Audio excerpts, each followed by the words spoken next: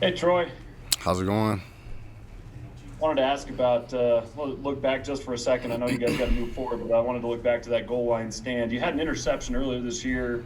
How did the getting that tackle and getting keeping them short of the goal line when they had first and goal from the one? How did that compare to getting an interception and that whole sequence? What was that like for you?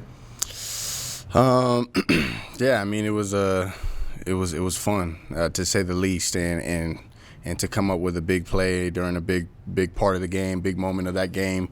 Those are the moments that we live for, and every guy did their job, and I was able to do the easy part, and I'm just it was fun though. It was good. All right, Shep, go ahead.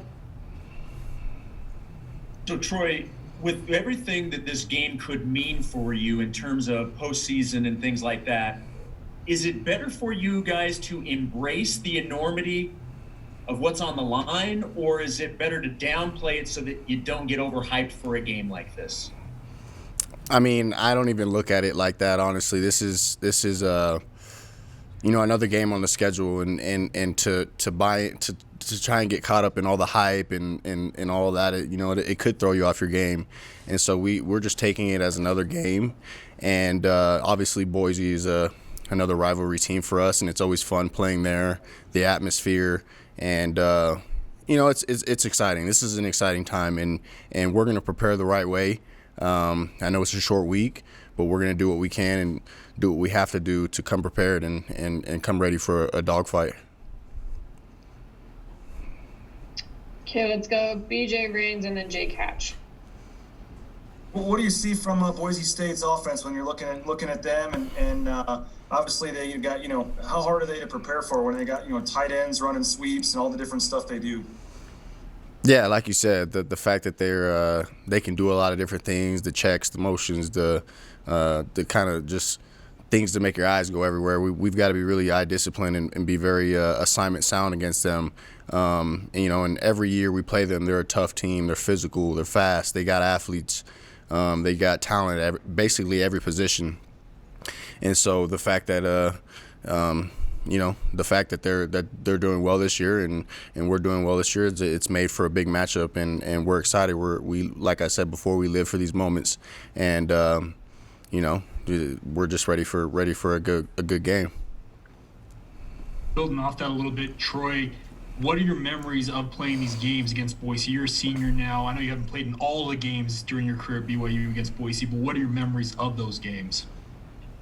Uh, just big time firepower. Just like I said before, a dogfight. The first game that comes to mind was when we were playing there on the Smurf turf and playing with Fred and him getting his pick six and that going on Sports Center and all that kind of stuff. Dying getting his pick six and just those moments and there's always good stuff when you play Boise. They're one of my favorite teams to play.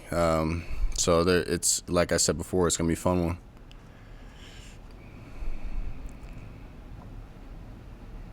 Okay, let's go Mitch and then Sean.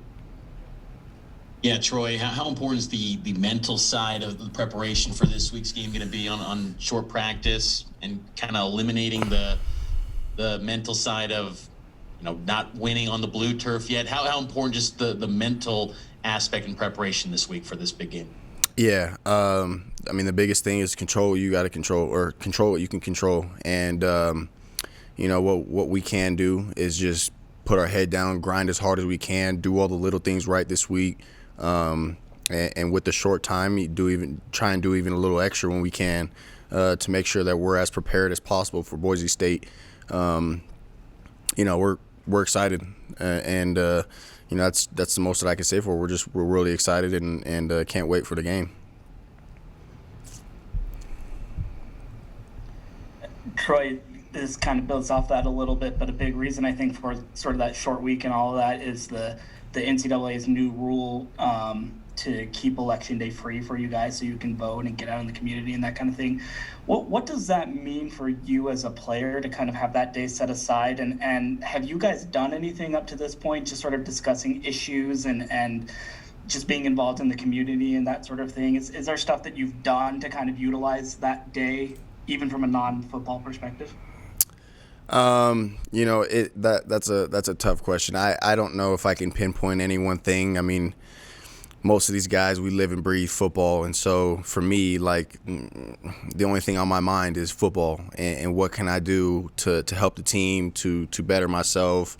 I mean, this stuff goes through my head 24/7, and I just can't think about anything else really. But you know, we respect that day is made for the elections, and we you know, we encourage everybody to vote. So we respect it.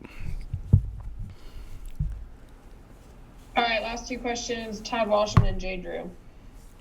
Hi, Troy. My name's Tad. I'm a former football writer, now working as a religion writer at the Deseret News, and I want to ask you about the Love One Another shirts and message.